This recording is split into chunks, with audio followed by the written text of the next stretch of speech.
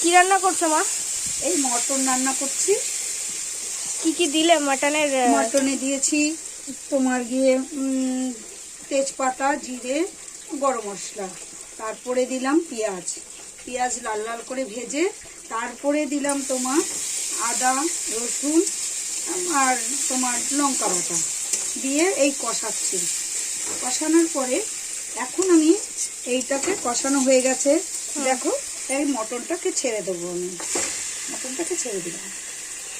আলুটা দেবে না? দাঁড়াও, আলুটা এখন না, আলুটা মটনটা হাফ যখন হয়ে আসবে তখন আমি প্রেসার কুকারে আলুটা দিয়ে দেবো, দিয়ে একটা সিটি দিয়ে নামিয়ে দেবো গরম মশলা দিয়ে।